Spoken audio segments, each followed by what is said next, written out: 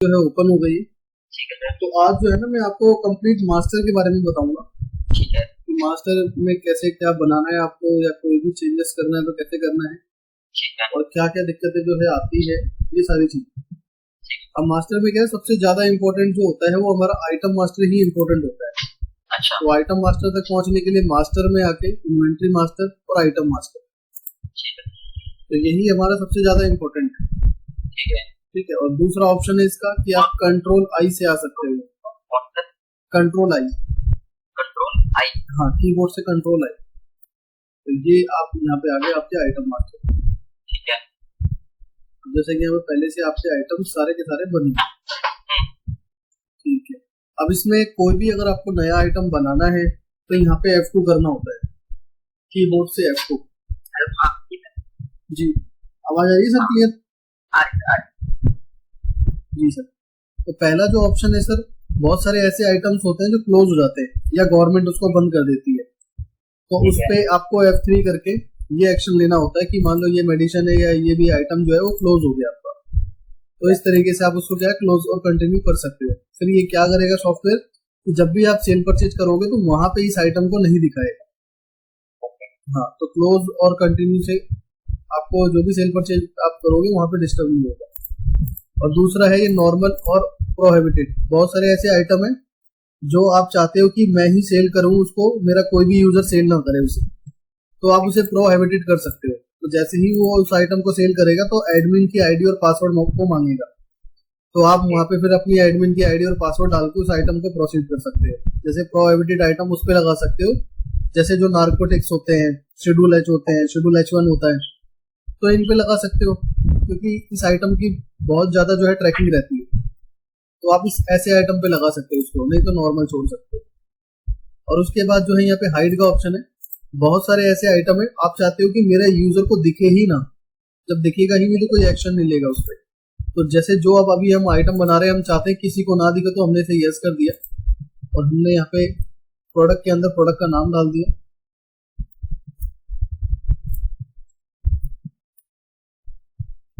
अब ये प्रोडक्ट का नाम है। और उसके बाद जो है पैकिंग, मैं इसको अभी नो कर देता हूँ, नहीं तो हमें भी नहीं दिखेगा। यहाँ पे प्रोडक्ट का नाम डाल दिया आपने, जो भी प्रोडक्ट का नाम है, और यहाँ पे आपको डालनी है पैकिंग। अब पैकिंग में क्या है, आइटम की पैकिंग को डालना है। अब जैसे ये जो आइटम है इसके अंदर 10 टैबलेट है, तो आप इस तरीके से डाल सकते हो कि 1 × 10। और अगर मान लो ये सिरप होता तो आपको सिरप का क्वांटिटी डालनी है यहाँ पे, ये सिर्फ 250 ml का है, इस तरीके से। तो जो भी आइटम की पैकिंग है, 2 से 3 तरीके के आइटम होते हैं आपके इसमें, या तो इंजेक्शन होगा, या सिरप होगा, या टैबलेट होगा, या कोई नॉर्मल आइटम होगा। ठीक है, तो नॉर्मल आइटम है तो उसको पीसेस या जो भी है वो कर सकते हो। तो जैसे कि अभी मैंने इसको 1 × 10 कर दिया, और 1 × 10 का मतलब इसमें यही है कि एक पत्ते के अंदर 10 गोलियां हैं। उसके बाद यहाँ पे ये आस्क डोज है। अब आस्क डोज में अगर आप चाहो तो ये डिफाइन कर सकते हो कि ये मेडिसिन कब कब लेनी है। जैसे जैसे बहुत सारे पेशेंट होते हैं, उन वो पूछते हैं कि भैया ये दवाई कब खानी है, हमें सुबह कितनी बार खानी है, शाम को कितनी बार खानी है, तो आप चाहो तो इसके ऊपर लगा सकते हो, जैसे मेडिसिन आप सिलेक्ट करके। हाँ जी,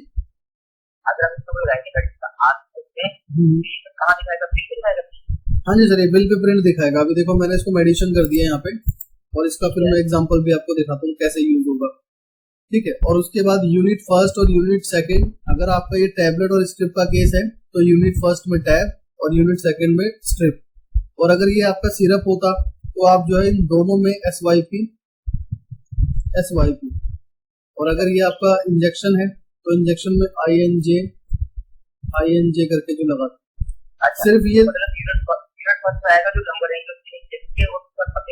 हाँ जी, यूनिट ये तो जो भी पीसेस है, इंजेक्शन है, सिरप है, इस केस में तो दोनों जगह पे आपको सेम डालना है। सिर्फ ये आपके टैब और स्ट्रिप के केस में ही ज्यादातर ये ऐसे अलग यूज होगा, बाकी सभी में नॉर्मल यूज है।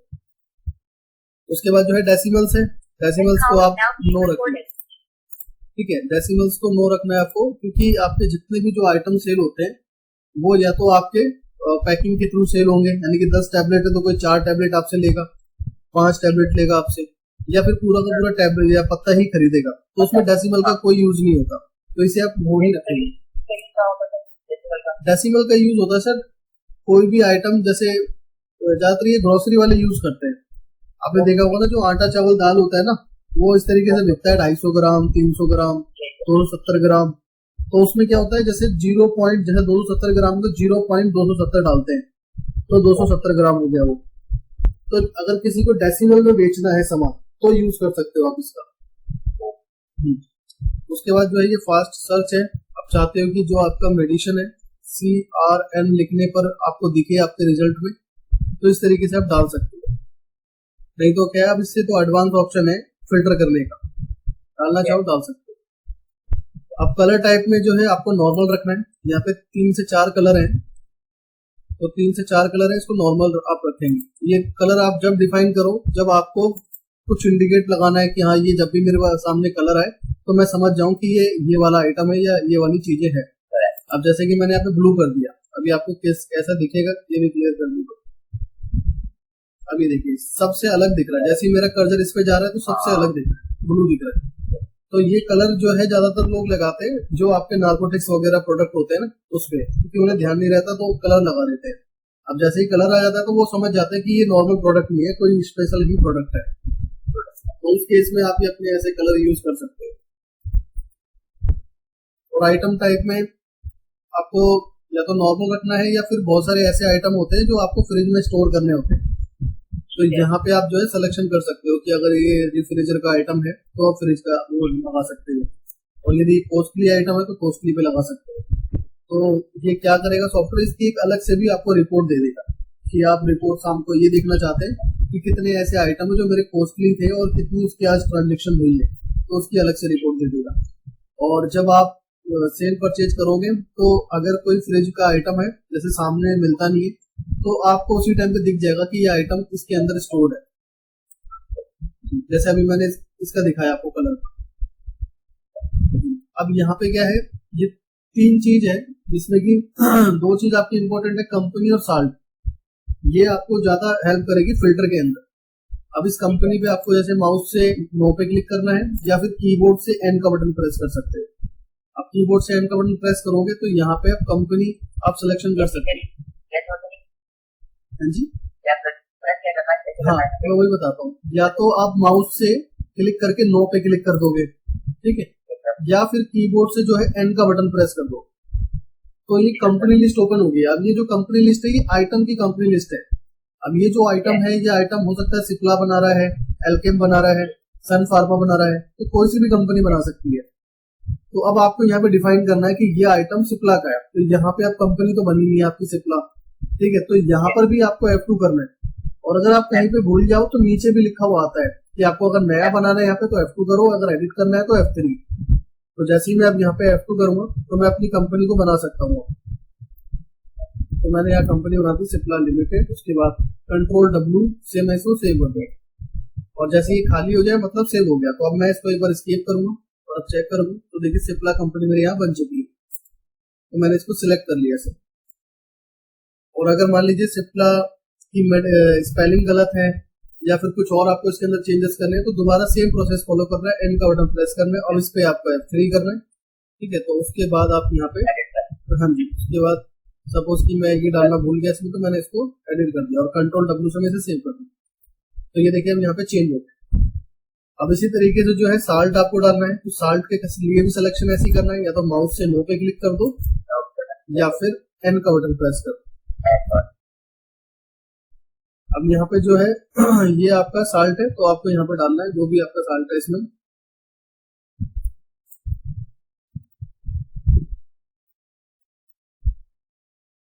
तो इस साल्ट से ये बना हुआ है। तो ये जो साल्ट है और कंपनी है, ये आपके फिल्टर करने में बहुत ज्यादा इजी रहेगा, क्योंकि जो भी आपके काउंटर में मेडिसिन मांगने आता है तो वो यही कहता है कि मुझे सर दर्द की चाहिए, मुझे इस चीज की मेडिसिन चाहिए। तो ये सब कुछ आपके जो है रोटेट रहता है आपके साल्ट से, कि ये वाला साल्ट जो है सर दर्द के काम आता है, ये साल्ट इस चीज के काम आता है। तो आप क्या वहां पे सेल करते हो फिल्टर को लगा सकते हो कि मुझे इस वाले साल्ट की जो है ये मेडिसिन चाहिए, तो सॉफ्टवेयर आपको उस वाले साल्ट की सारी मेडिसिन दिखा देगा। तो अभी जैसे कि इसमें कंपनी आपकी बनी नहीं है, साल्ट आपका बना नहीं है, अगर आप ये बनाओगे तो और ज्यादा इजी हो जाएगा आपका काम।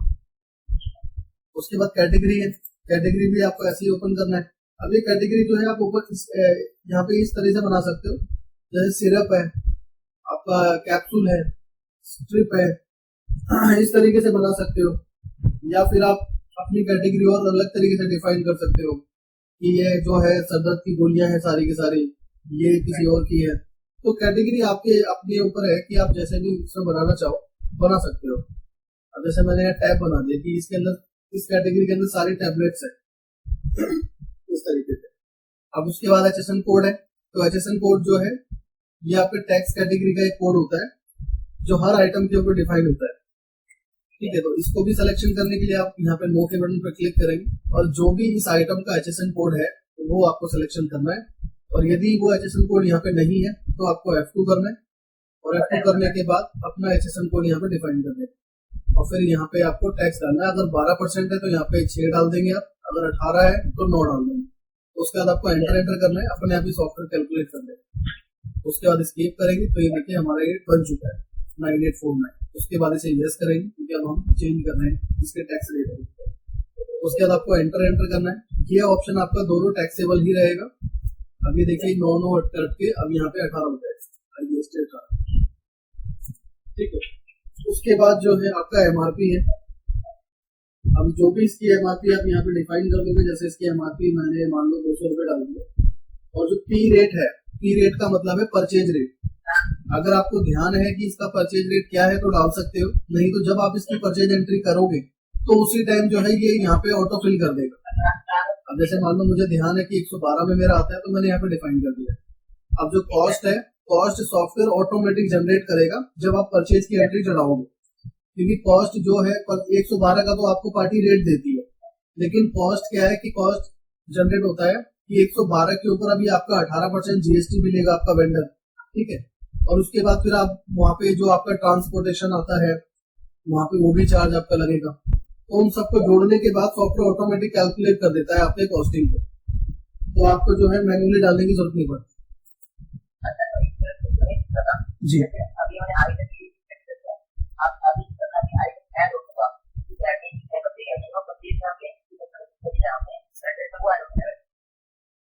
हाँ जी सर, जी अभी तो क्या हम आइटम ऐड कर रहे हैं, सिर्फ आइटम की लिस्ट में। बिल्कुल सर, ये आइटम जब भी दिखेगा जब हम आगे सेल परचेज करेंगे।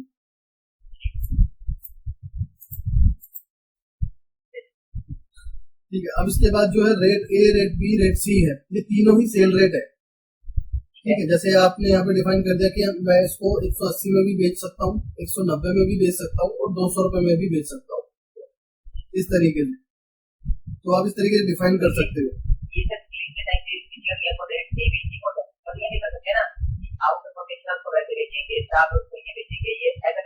हाँ बिल्कुल बिल्कुल सर, बिल्कुल ऐसे कर सकते हैं कि काउंटर के लिए आपने हाँ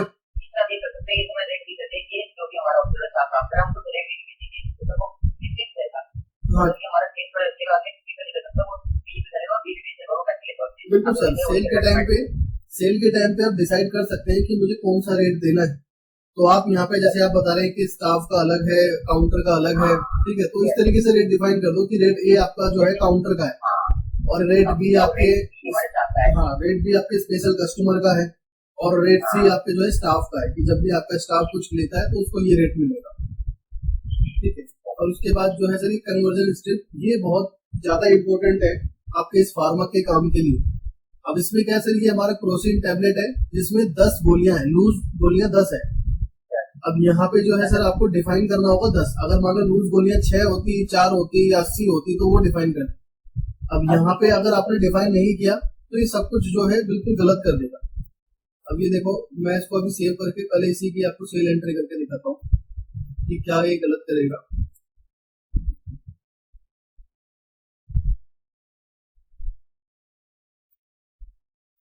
अब देखिए, अब ये इसकी 200 रुपए MRP है, कोई मुझसे जो है 4 टैबलेट खरीदना चाहता है। ठीक है, 200 की MRP है, 4 टैबलेट खरीदना चाहता है, मतलब कि इसका 40 रुपए के 80 रुपए के आसपास का इसका बिल बनेगा। अगर मैं 4 डालता हूँ तो ये देखिए अभी 800 रुपए हो गया, जबकि 80 रुपए होना चाहिए था। ठीक है, तो ये 200 को मतलब इसने 4 बार, हाँ 200 रुपए की एक गोली ले ली इसने। तो बिल्कुल, तो ये वाली प्रॉब्लम ना सबसे ज्यादा आती है कि आपने सब आइटम तो सही से बनाया है लेकिन यहाँ पे आपको क्या है, गलत दिखा रहा है, 800 गलत दिखा रहा है, 80 रुपए होने चाहिए। तो इसका कारण एक ही है कि अगर आप कन्वर्जन नहीं डालते हो तो कन्वर्जन के बेस पे ही ये आपका जो प्राइस है डिवाइड करता है। अब देखो मैंने यहाँ कोई कन्वर्जन नहीं डाला, इसीलिए इसने कुछ डिवाइड नहीं किया, डायरेक्ट रेट लगा दिया। अब मैं यहाँ पे अगर डालता हूँ कि हाँ कि इसकी 10 टैबलेट है, और देखो अब यहाँ पे चेंज नहीं होगा, अब मैं इसमें 10 डाल भी रहा हूँ तो ये चेंज नहीं ले रहा।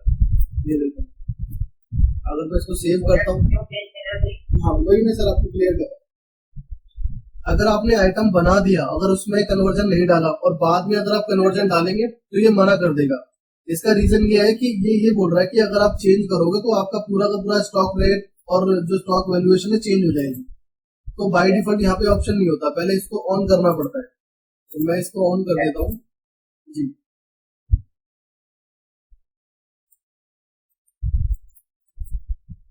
तो देखिए ये यहाँ पे बंद है, अब मैं इसको जैसे ही ऑन कर दूंगा तो आप चेंज कर सकते हो, सिर्फ एडमिन चेंज कर सकता है इसको। हाँ जी मैं बता देता हूँ, ये यहाँ से रिपोर्ट्स में management report change operator power, और यहाँ पे एंटर करके सर्च इन ऑल पे आपको फिर यहाँ पे टाइप करना होगा कन्वर्जन, और उसके बाद एक्सेप्ट करेंगे तो ये ऑप्शन आपको यस करना होता है जी। उसके बाद फिर आप यहाँ पे इसको रिफ्रेश करेंगे और दोबारा से लॉग इन भी करेंगे जी सर। अब हम उस आइटम पे जाके चेंज करते हैं।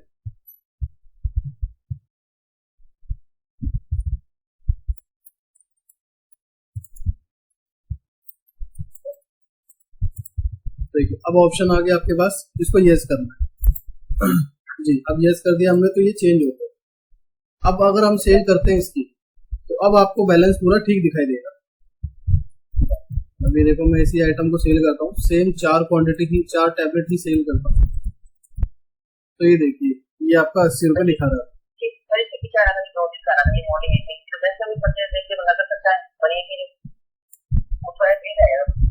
नहीं सर वो कुछ जो अभी आप देख रहे हैं ना वो कुछ और है, जो हमने अभी यहाँ पे ऑन किया था ना, अभी मैं इसका भी यूज बताता हूँ क्या है। ये जो हमने यहाँ पे ऑन किया था आस्क डोज के अंदर मेडिसिन जी, तो अब इसी का ये बता रहा है। तो आप जब भी सेल करेंगे, जैसे अब मैं इसको सेल कर रहा हूँ आइटम को, तो कस्टमर आपसे पूछता है, आपका पेशेंट पूछता है कि भैया कब कब खाना है हमें ये दवाई। तो जैसे आपने ये डाला तो यहाँ पे अब ऑप्शन आ गया, तो मॉर्निंग में आपने अब यहाँ पे सारे डोजेस हैं, मॉर्निंग आफ्टरनून इवनिंग और नाइट। तो आपने यहाँ पे डाल दिया मॉर्निंग में 1 खाना है आपको, आफ्टरनून में नहीं लेना, फिर शाम को आपको 1 खाना है और फिर उसके बाद रात को 1 खाना। हाँ बिल्कुल बिल्कुल, ये तो बिल्कुल रिमार्क है, आप अपने हिसाब से डाल सकते हो। जैसे आपने कहा कि इस तरीके से कि सुबह आपको 8 बजे खाना है और फिर उसके बाद शाम को आपको 4 बजे खाना है, तो ये तो एक रिमार्क है, आप अपने हिसाब से इसको मैनेज कर सकते हो। और रात को आपको मान लो 11 बजे खाना है, और ये आपका रिमार्क है कि आपको ये मिल्क के साथ ही लेना है। हाँ, और जब हम इस बिल को सेव कर देंगे तो आपके प्रिंट आउट पे भी उसी तरीके से आएगा। ये देखिए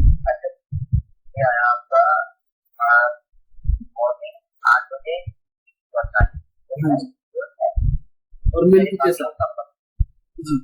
तो ये काम करता है कि जो आपका कस्टमर है उसको जो है इस तरीके से प्रिंट आउट पे दिखाई भी देगा, ताकि अगर वो भूल भी जाए तो अपना बिल देख लेगी कि हाँ मुझे इतने टाइम पे खाना था, इतने टाइम पे मुझे नहीं खाना।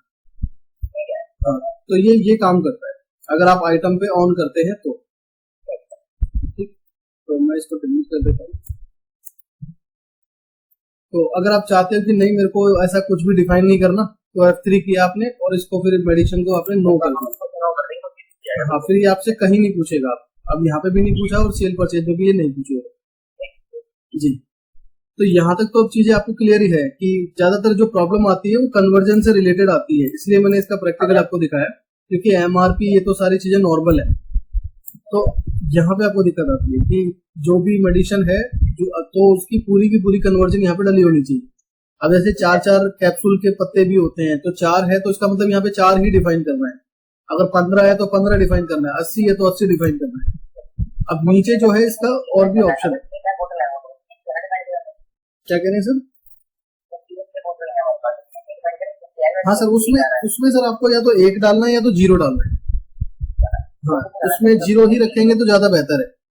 अगर कोई भी सिरप है या नॉर्मल आइटम है, पीसेस वाला आइटम है, तो 0 रखेंगे आप। सिर्फ ये आपका यूज किया जाएगा सिर्फ टैबलेट और स्ट्रिप के लिए। हाँ, टैबलेट स्ट्रिप को छोड़ के, जैसे टैबलेट स्ट्रिप हो गया, कैप्सूल हो गया, और इन दोनों के अलावा बाकी जितनी भी चीजें सब में आप इसको 0 छोड़ दो जी। उसके बाद जो है यहाँ पे मोर ऑप्शन है। अब जैसे इसे यस करोगे तो यहाँ पे सारे के सारे आपको डिस्काउंट से रिलेटेड आपके सारे ऑप्शंस हैं। अब यहाँ पे सबसे पहला है मिनिमम क्वांटिटी और मैक्सिमम क्वांटिटी। तो ये आपकी इन्वेंट्री के पर्पस के लिए बहुत बढ़िया फीचर है। जैसे आपने कहा कि मिनिमम मेरे पास ये हमेशा 100 रहने चाहिए या 10 पत्ते रहने चाहिए, और मैक्सिमम मेरे पास 20 से ऊपर नहीं रहना चाहिए। ठीक है, तो अब जैसे ये आपने कर दिया, कंट्रोल W से सेव करके अब इसका यूज बताता हूँ।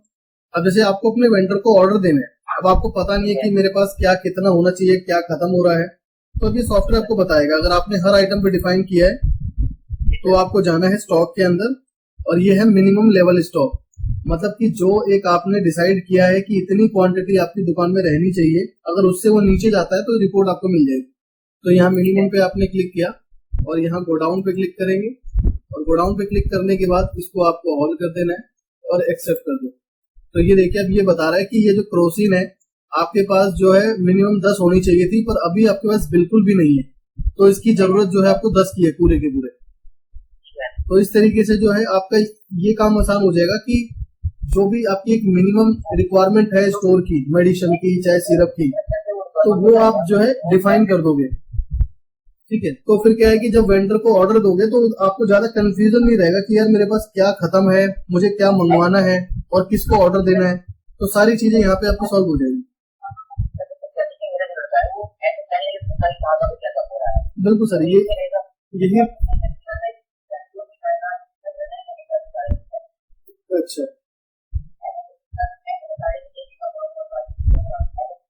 सर, इसमें ये तो क्या है ना, ऑफलाइन सॉफ्टवेयर है। क्लाउड सॉफ्टवेयर में तो पॉसिबल होता है कि आपको जैसी इन्वेंट्री आपकी हो जाएगी तो आपको एक मेल आ जाएगा, SMS आ जाएगा, व्हाट्सएप आ जाएगा। लेकिन इसमें क्या है कि ऑफलाइन सॉफ्टवेयर ये तो आपको देखना पड़ेगा जाके। तो अगर आप इतना भी काम कर लेंगे, हर आइटम के अंदर अपडेट कर देंगे, तो मेरे ख्याल से 90% प्रॉब्लम आपकी यहाँ पे सॉल्व हो जाएगी कि मुझे क्या मंगवाना है और क्या नहीं। हाँ जी, हाँ जी, जहाँ का भी स्टॉक आप देखना चाहते हैं कि गोडाउन में देखना है या कहाँ देखना है, और उसके बाद आप इसको ऑन करके इसको एक्सेप्ट कर देंगे, तो यहाँ पे आपके सामने लिस्ट आ जाएगी कि ये मेडिसिन आपकी कम हो गई है जी।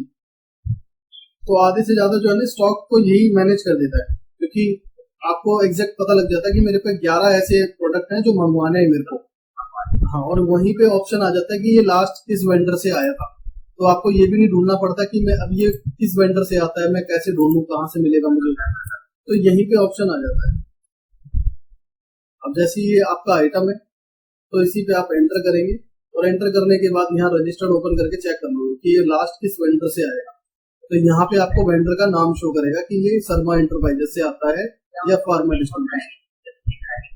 हाँ जी सर, जैसे इसका स्टॉक डालोगे, ये वन टाइम परचेज डालोगे, तो फिर आपको यहाँ पे अटेम्प्ट दिख जाएगा कि हाँ ये इस पार्टी से आता है। तो आपने उसी एग्जैक्ट पार्टी को कॉल किया या फिर उनका ऑर्डर जो है नोट डाउन करा दिया कि हमें ये मेडिसिन लेना है, और ये मिलेगा आपको मोर ऑप्शन के अंदर। हाँ, तो ये आपने डिफाइन कर दिया, और इसके अंदर जो है एक ऑटोमेटिक वाला ऑप्शन भी है कि रीऑर्डर क्वांटिटी 15 हर 7 दिन में आपके पास आनी चाहिए। ठीक है, तो ये क्या है, आपको रिपोर्ट दे देगा कि हर 7 दिन में आपको 15 की क्वांटिटी की नीड है, और ऑटोमेटिक जनरेट भी कर देगा परचेज ऑर्डर आपका। पर लेकिन ये करेगा तो इसी तरीके से ऑटोमेटिक जनरेट कि 7 दिन में भले आपके आइटम बिके हो चाहे ना बिके हो, 15 क्वांटिटी आना कंपलसरी। तो ये जो है ये भी यूज है, ये सही यूज है, लेकिन रिटेल में अच्छा यूज नहीं है इसका, होलसेल में अच्छा यूज है।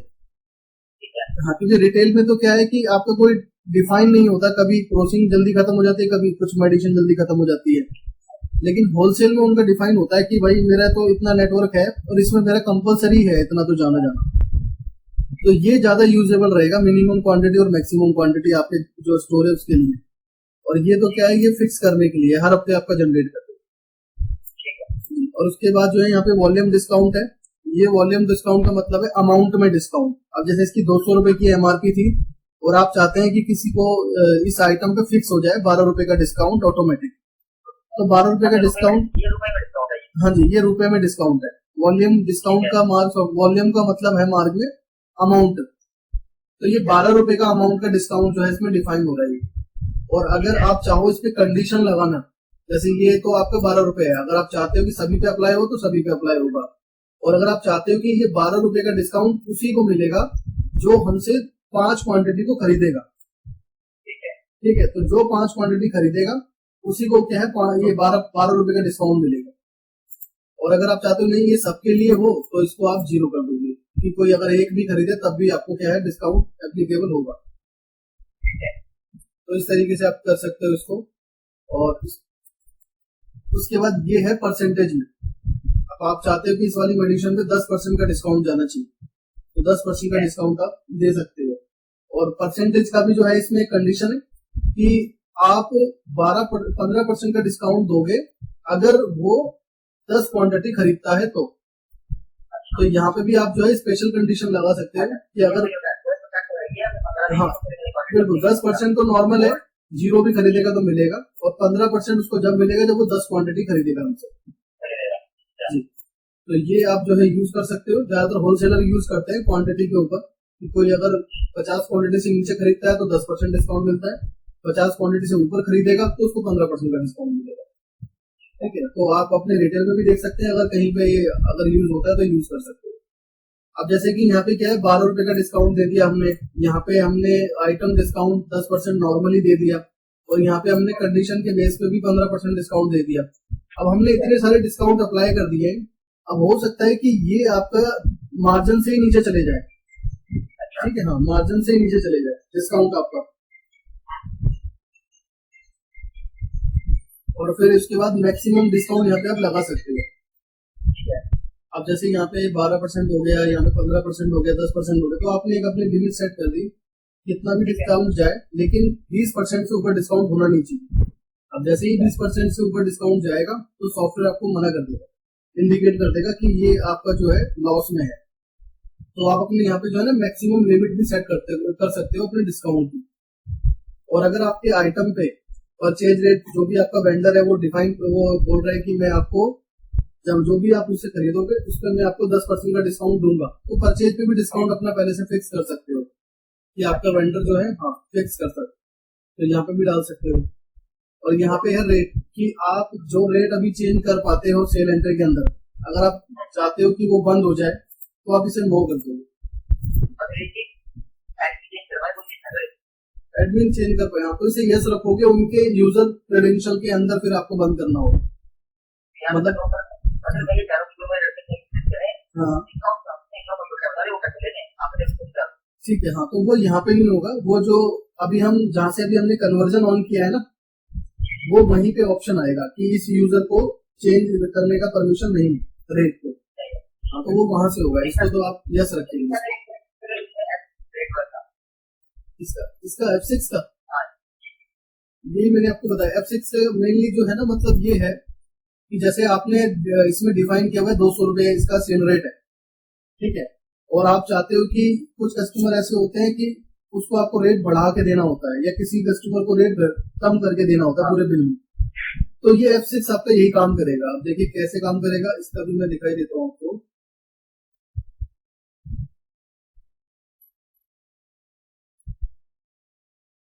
अब जैसे मैं चाहता हूँ कि अभी जिस कस्टमर की बिलिंग हो रही है इससे जो है 10% मुझे ऊपर पैसे लेने हैं, तो मैं यहाँ पे F6 प्रेस करूंगा।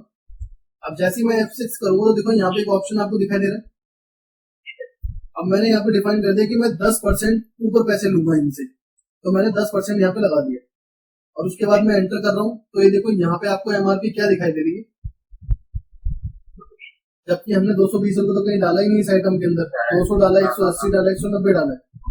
तो अब जब मैं इसकी बिलिंग कर रहा हूँ तो यहाँ पे ये 220 रुपए में बिलिंग कर रहा है, हाँ, और यहाँ पे देखो 10% डिस्काउंट ये परसेंटेज में ऑटोमेटिक आ रहा है क्योंकि हमने आइटम के अंदर सेट कर दिया था। तो ये जो है ऑन द स्पॉट जो है रेट को मैनिपुलेट करने के लिए ऑन द स्पॉट। अब जैसे मैं ये सेल एंट्री हटा दूंगा तो सब कुछ नॉर्मल हो जाएगा। अब दोबारा से मैं एंट्री करूंगा तो देखो यहाँ 200 रुपये आपको दिखाई दे रहा है। तो ये बिलिंग टाइम से पहले ही डिसाइड करना होता है कि आप अपने इस रेट को चाहो तो हाँ मैनिपुलेट कर सकते हो। अब जैसे मैं यहाँ पे फिर से अगर F6 करूंगा और मैं चाहता हूँ कि नहीं ये तो हमारा अच्छा कस्टमर है, इसको हम ऐसा करते हैं -10% का ऑफर देते हैं, मतलब इसकी जो भी बिलिंग होगी बाय डिफॉल्ट 10% लेस करके अमाउंट होता है। अब ये देखो मैंने एंटर किया, अब ये 180 रुपये बता रहा है। और अगर मैंने यहाँ पे ये कर दिया कि दोबारा से F6 करके कि इसको -50% के साथ इसकी बिलिंग होनी चाहिए, तो आप देखो यहाँ पे 100 रुपये दिखा रहा है। ये देखो जबकि 100 रुपये का रेट तो हमने कहीं भी डिफाइन नहीं किया। हाँ, तो ये जो है ऑन द स्पॉट है कि ऑन द स्पॉट आप चाहो तो रेट को मैनिपुलेट कर सकते हो, बढ़ा भी सकते हो घटा भी सकते हो, ऑन द स्पॉट कर सकते हो। तो ये वो चीज है कि आप इस आइटम के साथ करना चाहते हो, क्योंकि कुछ आइटम ऐसे होते हैं कि आप चाहते हो कि नहीं इस आइटम के साथ नहीं चाहते क्योंकि इस आइटम में आपका मार्जिन नहीं है। जैसे आपके पास 100 आइटम है, 100 आइटम में से आपने कहा कि ठीक है बाकी आइटम पे तो मैनिपुलेट हो जाए रेट, लेकिन इस आइटम पे रेट मैनिपुलेट नहीं होना चाहिए क्योंकि इसमें हमारा मार्जिन नहीं है। तो अगर हम इसको बंद कर देंगे कि इस पे मैनिपुलेट नहीं होना चाहिए, तो हम जैसे ही रेट को मैनिपुलेट करेंगे तो सबके तो रेट बढ़ जाएंगे लेकिन इसका वही रहेगा 200 रुपये। अच्छा, हाँ, क्योंकि हमने बंद कर दिया कि इस पे वो अप्लाई नहीं होना चाहिए। तो जैसे ही हम उसको F6 करके रेट को बढ़ा रहे हैं तो ये 200 का 200 ही रहेगा, बाकी में चेंजेस आएंगे लेकिन इसमें चेंजेस नहीं आएंगे। तो ये उस चीज के लिए यहाँ पे क्या मिनिमम मार्जिन भी है। अब जैसे आपने यहाँ पे डिफाइन कर दिया कि चाहे कितने भी डिस्काउंट जाए, चाहे कितने भी उनको ऑफर मिल जाए, पर आपको जो इसका मार्जिन चाहिए वो 20% का मार्जिन चाहिए, मतलब इस आइटम पे 20% का प्रॉफिट चाहिए आपको। तो अब सॉफ्टवेयर क्या करेगा, जब भी आप सेल एंट्री करोगे अगर उसको जितने भी डिस्काउंट अप्लाई हो रहे हैं, ऑफर अप्लाई हो रहे हैं, तो अगर उसमें सॉफ्टवेयर ऑटोमेटिक कैलकुलेट करेगा आपके परचेज रेट से। अगर परचेज रेट से आपका 20% बच रहा है उसमें तो बिलिंग करने देगा सॉफ्टवेयर, और अगर 20% से अगर नीचे है तो सॉफ्टवेयर क्या उसको बिलिंग होने नहीं देगा उसको, अगर आपने डिफाइन कर दिया तो कि 20% आपको मार्जिन चाहिए। अब ये देखो ये भी मैं दिखाता हूँ कैसे दिखेगा आपका। नहीं सर ले तो रहा है लेकिन देखो यहाँ पे बता भी रहा है आपको।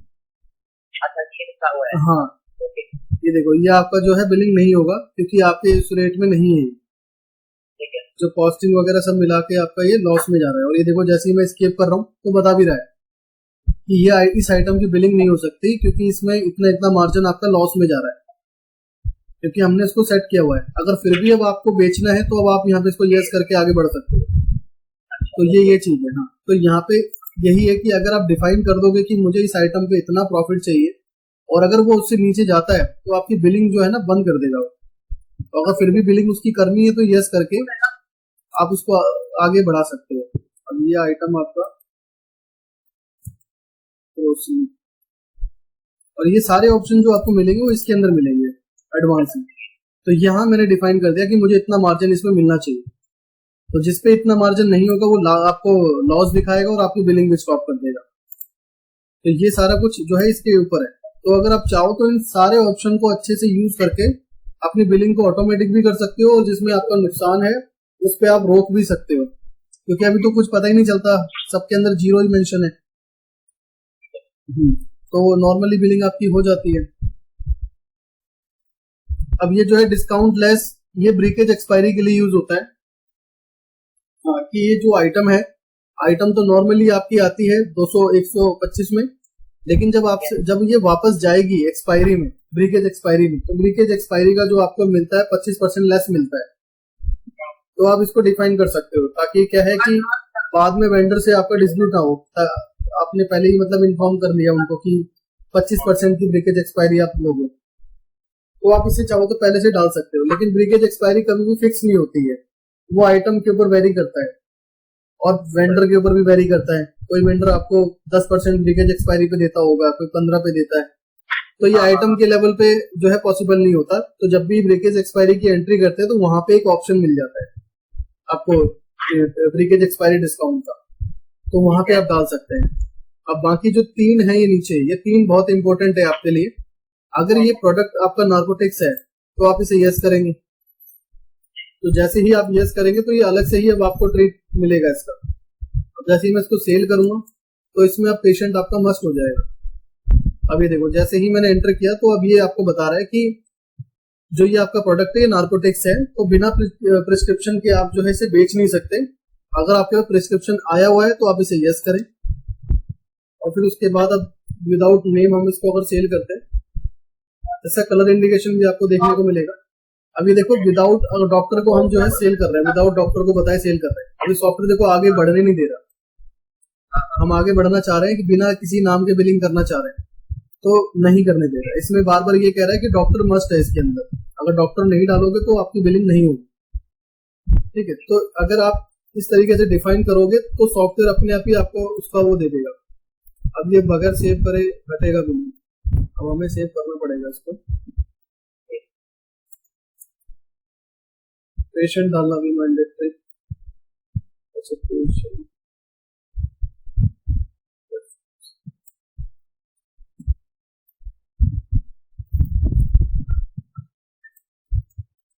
जब तक डॉक्टर का नाम डाला नहीं तब तक क्या है ये आगे बढ़ाना। अब इसको हमने सेव कर दिया, अभी हैंड टू हैंड डिलीट भी कर देता हूँ।